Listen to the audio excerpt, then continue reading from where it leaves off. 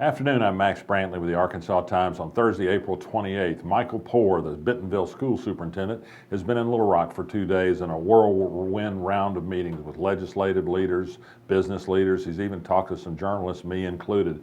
He called me last night for a brief talk, and I was fairly unhospitable. I was on edge after reading an interview with Johnny Key, the education commissioner, who fired Baker Curris and who claimed they had a once-in-a-lifetime opportunity to get Poore, who actually has another year to run on his Bentonville contract.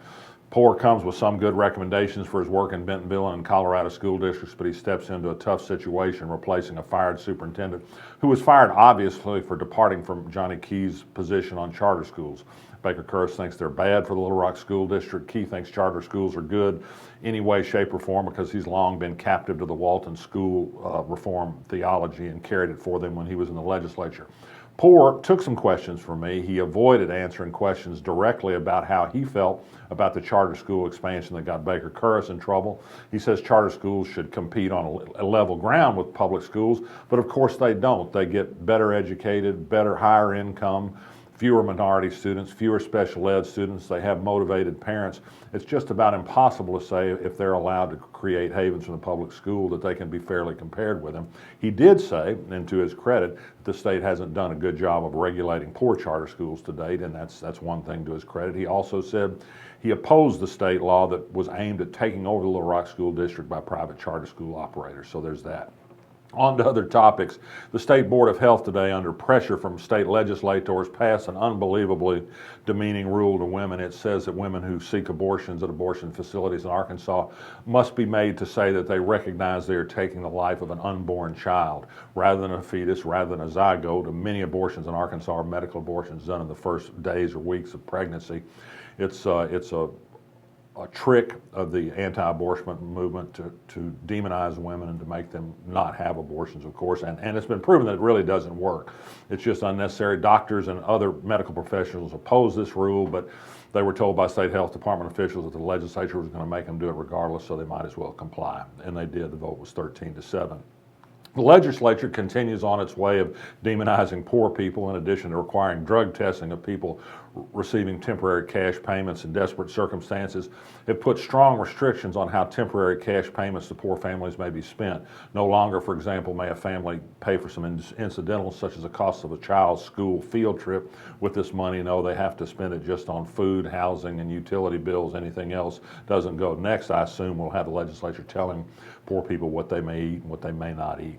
The legislature's battling today continued on Jeremy Hutchinson's effort to abolish the Capital Zoning District Commission, which controls development in the Capitol and the Governor's Mansion neighborhood. It's been a solid contributor to preservation of those neighborhoods. It's made some people unhappy by some of its decisions by enforcing rules. Typically, the rules are enforced after people take action without seeking an application in the first place.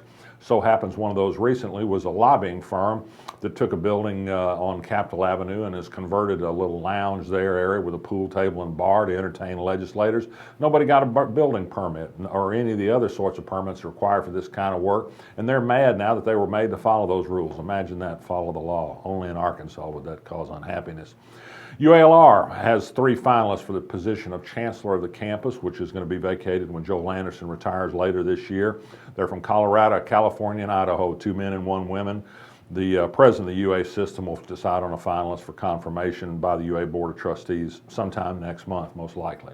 The Arkansas Supreme Court today said that the state police must release full accident reports to lawyers who are seeking the full reports, including personal information on drivers, so that they can solicit business. The Supreme Court said that a federal law aimed at protecting motor vehicle records clearly didn't apply to accident records, even though the state police draw on some motor vehicle databases to get that information. The legislature may take this up before it's done. And for something to read, go to arkansasblog.com and read a letter from Paul Dodds, a Little Rock developer who's not happy with the way the Highway Department has presented its plans to widen Interstate 30 through Little Rock to 10 lanes wide and perhaps even a little bit wider in some places. Dodds objects to how the Highway Department used the public hearing the other night to make it appear as if that project will be accompanied by a vast and gorgeous plan of adjacent parks that was designed by the Studio Main architectural firm. They've indeed drawn up such a plan. It has nothing to do with the Highway Department's widening plan. There's no money for it in the highway plan, and the city doesn't have a dollar to do it. It's just a pipe dream at this point, a lovely one at that. But it should be made clear, Dodge said, that this is not going to be part of what the highway department does if it is able to build this vast concrete gulch through the middle of Little Rock. So take a look. I'm Max Brantley. I'll be back tomorrow. Oh, and let me mention, go to arkansastimes.com and take a look at our Academic All-Stars issues. Some incredibly smart kids are being honored this year. It's a great read. See you tomorrow. You feel it in your heart, the spirit of Little Rock. We've had that spirit since 1927, helping build our city by producing decades of leaders in the heart of our state. We are the heart of business and innovation, the heart of politics and government, the heart of arts and culture, and in our city beats the heart of a Trojan.